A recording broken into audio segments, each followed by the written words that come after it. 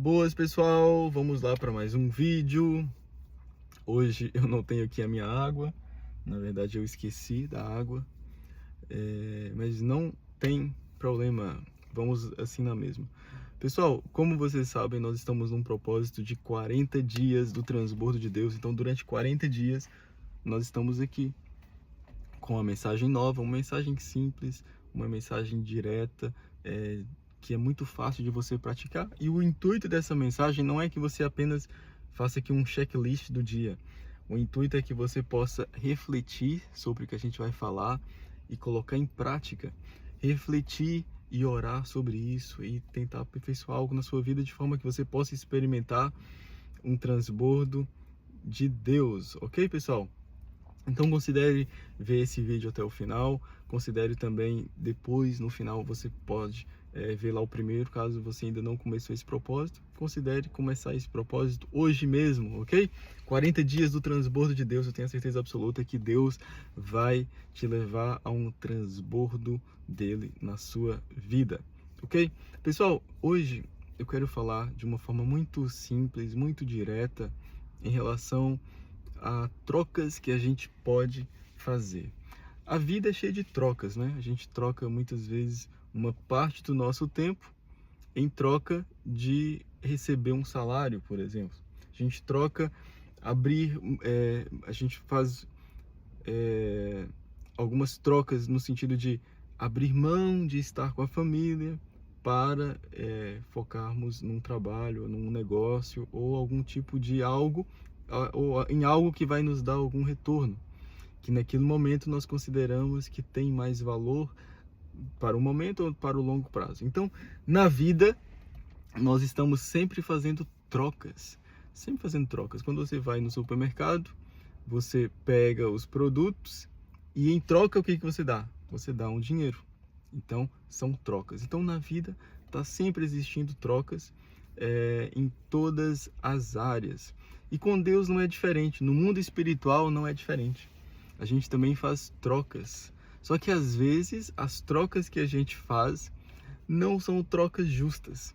Não são trocas vantajosas para nós. Eu gosto de pensar que em negociação o negócio só é bem feito quando ambas as partes saem ganhando, né? Eu não tenho aquela perspectiva de algumas pessoas que acham que o negócio só é bem feito se eu ganhar, se eu sair por cima, se eu fui o mais esperto, se eu tive a maior vantagem, então essa troca foi vantajosa. Não, eu não penso assim. Eu penso que o negócio é bem feito, a gente pode considerar que um negócio foi bem feito quando ambas as partes saem ganhando. Ambas as partes saem ganhando. Então a gente precisa ter esse senso de honestidade. A gente não pode ter um espírito, entre aspas, de Jacó e querer levar vantagem em tudo, em querer apenas nós termos a vantagem e a outra pessoa sair no prejuízo. Não. O bom negócio é quando ambas as pessoas trocam. Quando você vai no supermercado, você tem o benefício e você entrega algo em troca, que no caso é o dinheiro. Quando você vai comprar algo, quando você vai fazer algum tipo de negociação, essa tem que ser a nossa mentalidade enquanto cristãos. É um ganha-ganha, onde todos ganham. Isso sim é um bom negócio, isso sim é uma boa negociação. Então na vida, a gente está sempre fazendo trocas, sempre. Agora, o que pode acontecer é que a troca que a gente vai fazer pode não ser vantajosa para nós ou pode não ser vantajosa para o outro, igual a gente acabou de falar. Mas o grande problema aqui no mundo espiritual é quando a troca não é vantajosa para nós. Quando nós observamos algo que Deus nos deu, seja um dom, um talento, seja uma aptidão para alguma área da vida, e a gente olha para aquilo e a gente menospreza e pensa, não tem assim tanto valor, talvez eu vou trocar, talvez o que eu sinto nesse exato momento é superior ao valor que eu considero que isso que é o que Deus me deu. Por exemplo, há pessoas que sentem uma carência tão grande no momento que elas negligenciam a fé, negligenciam a comunhão com Deus e abrem mão disso para estar com outras pessoas, com várias pessoas. Aí se envolve com um monte de gente, negligencia aquilo que é a comunhão com Deus, a intimidade com Deus. E se afundam em pecado, às vezes em vícios, às vezes em situações complicadas, onde elas tentam obter vantagem em cima de outras pessoas, tentam obter vantagem em cima da falta de maturidade de outras pessoas e tentam sair por cima, tentam sempre ter essa vantagem, essa troca desvantajosa, de forma que apenas elas ganham. Não é errado a gente ter lucro, não é errado a gente ter algum tipo de vantagem numa negociação, né? Senão ninguém queria fazer, ninguém ia ter interesse em negociar, seja lá o que for, se não tivesse uma vantagem, um lucro, um benefício.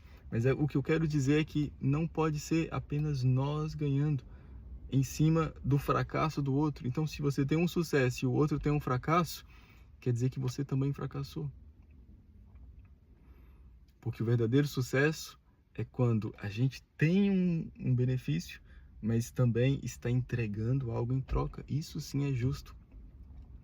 Agora, trocas que não existe esse ganha-ganha são trocas injustas, são trocas desvantajosas. E às vezes, em relação ao mundo espiritual, a gente observa aquilo que Deus nos deu e menosprezamos por causa de um momento, por causa de uma situação, por causa de uma fome, como foi o caso ali de Jacó com seu irmão Esaú.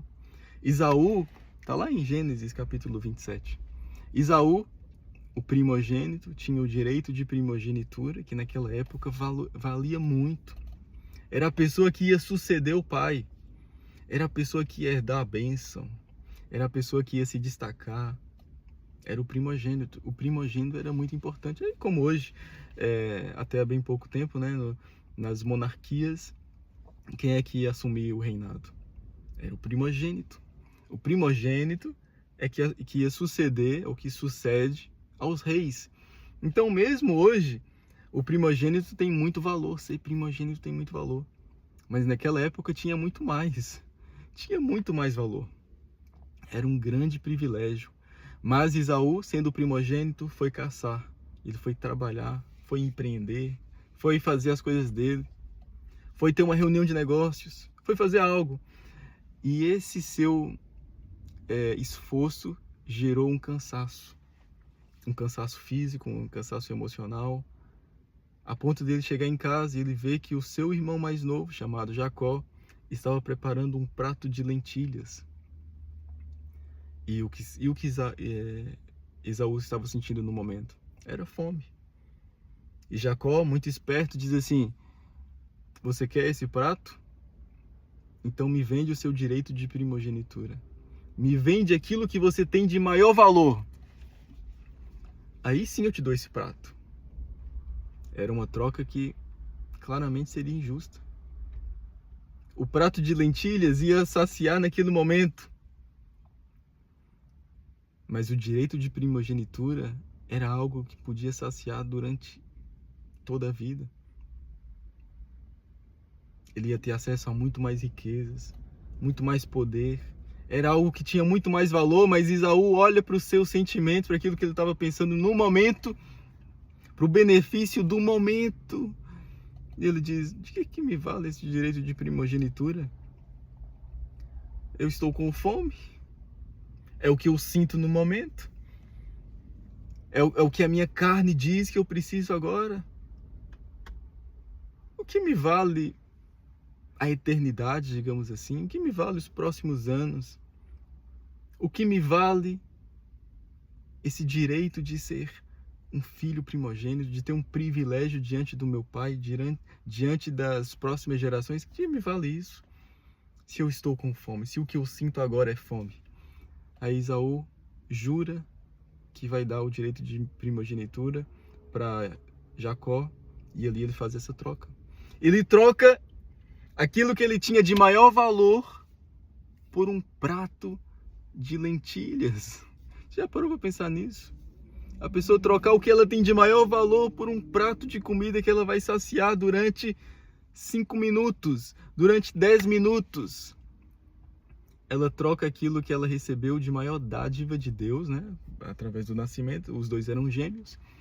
E Esaú nasceu primeiro. Então, de certa forma, foi uma dádiva que essa pessoa tinha. um direito que ela tinha. Ela troca esse direito por algo fútil, por algo passageiro, por algo momentâneo. O que Deus nos dá, se a gente for trazer isso para as nossas vidas, o que Deus nos dá é algo eterno. A promessa de Deus é a salvação eterna. Mas muitas vezes a gente olha para isso e pensa, o que eu sinto agora não é um desejo de ser crente. O que eu sinto agora não é um desejo de fazer a vontade de Deus. O que eu sinto agora é uma fome. Eu tenho que me saciar de algo natural, de algo palpável, de algo visível, algo desse mundo. De que me vale coisas intangíveis como o direito de primogenitura? O que me vale esse direito de estar numa geração, de uma família? De que me vale isso?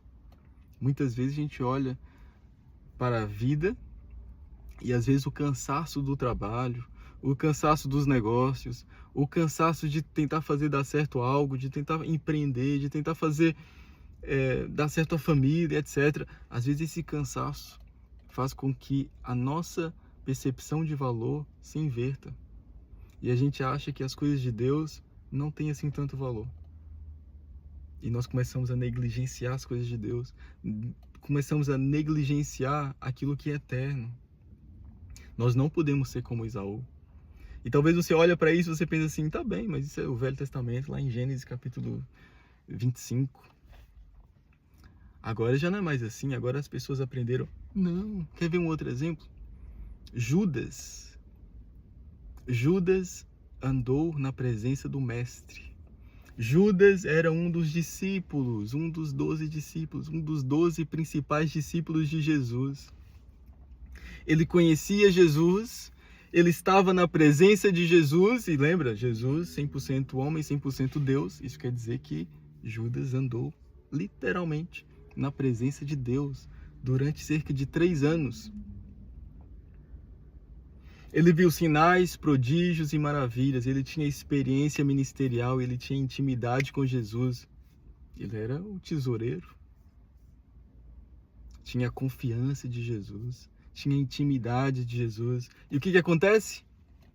Há um determinado momento que Judas olha para Jesus e olha para o benefício que ele poderia ter ao negar Jesus. E ele decide, de que me vale isso? Eu vou trocá-lo por 30 moedas de prata. E Judas, mesmo conhecendo Jesus, mesmo andando na presença de Deus, e esse é um grande alerta para nós. Mesmo andando na presença de Deus, Judas negou Jesus. Trocou Jesus por algo fútil. Trocou Jesus por 30 moedinhas de prata. A Escritura fala, quem está em pé, cuide para que não caia. Quem está em pé, cuide para que não caia. Às vezes, algumas pessoas têm essa perspectiva, né, de que uma vez crente, sempre crente. Eu não tenho essa perspectiva. Eu acho que quem está em pé, cuide para que não caia. A Escritura também fala, não apagueis o Espírito. Isso quer dizer que você pode receber o Espírito Santo, você pode ser salvo. E na minha opinião, você pode perder a salvação se você não tiver cuidado. Quem está em pé, cuide para que não caia. A gente não pode achar que uma vez crente, sempre crente, e por causa disso a gente pode fazer o que a gente quer. O que apetece, o que a gente sente, eu sinto fome, então eu vou trocar tudo que eu tenho de mais valioso, porque afinal de contas eu sou um ser humano, eu preciso saciar esse meu desejo, eu preciso saciar essa minha fome, eu preciso buscar algo natural, porque aquilo que é intangível não é suficiente para mim nesse momento. Aquilo que é do longo prazo para mim não faz sentido. Eu tenho que ter algo do momento. A eternidade está longe. Então eu tenho que ter algo do momento. Quantas vezes a gente faz isso? Esaú fez. Trocou o que ele tinha de maior valor, o que ele tinha de mais valioso, em troca de um momento. Judas, a mesma coisa.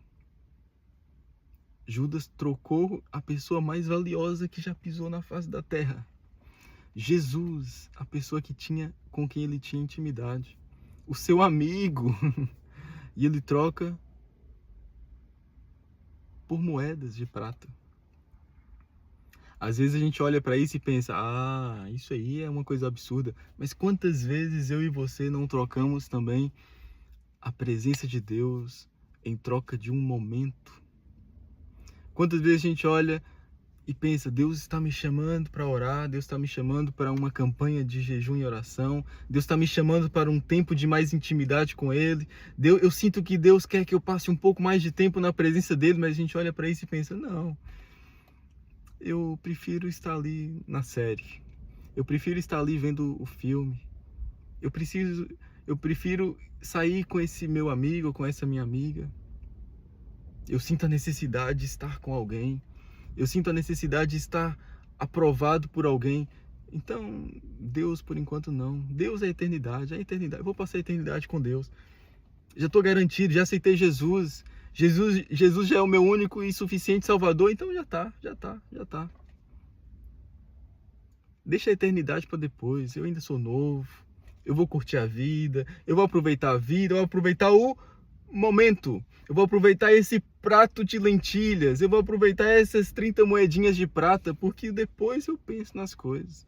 Depois eu busco a Deus. Depois eu me volto para Deus com mais intensidade. Agora eu vou ser um crente assim, suave.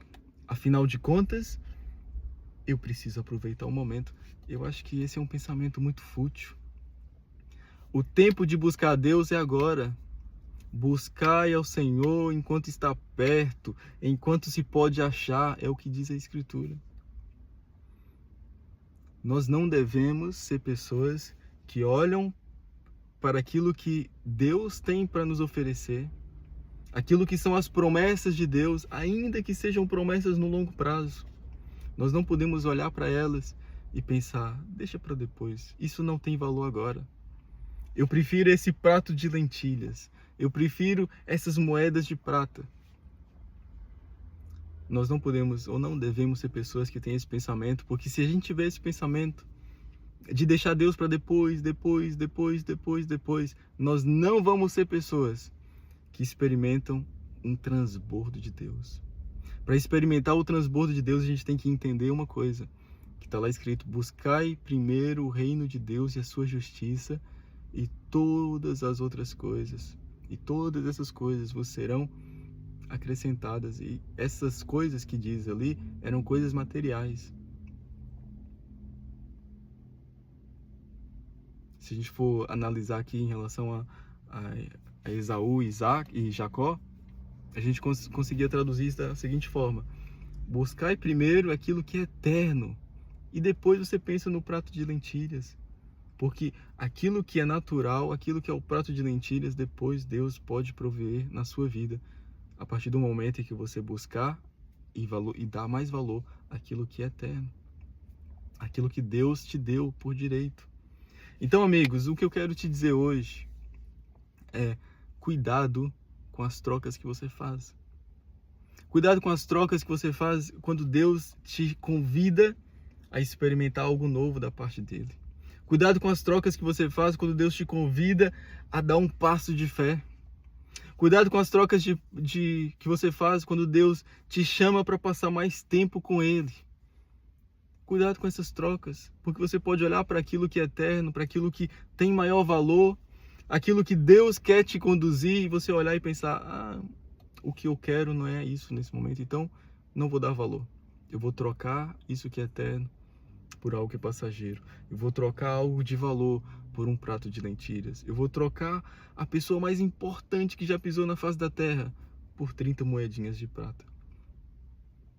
Se a gente tiver essa mentalidade, se nós não tivermos esse cuidado de saber que quem está em pé tem que ficar com cuidado para que não caia, nós não vamos ser pessoas que vão experimentar o transbordo de Deus. Agora, se nós olharmos, tivermos a sensibilidade de entender aquilo que realmente tem valor para Deus, de entender aquilo que realmente tem valor para as nossas vidas, de acordo com a perspectiva de Deus, aí sim nós seremos pessoas que vão fazer boas trocas e vão experimentar então o transbordo de Deus. Ok, pessoal?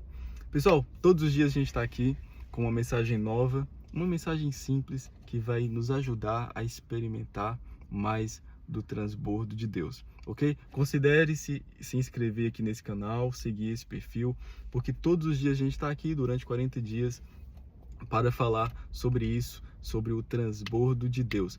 Muito obrigado novamente pela atenção e eu te espero amanhã para mais um dia.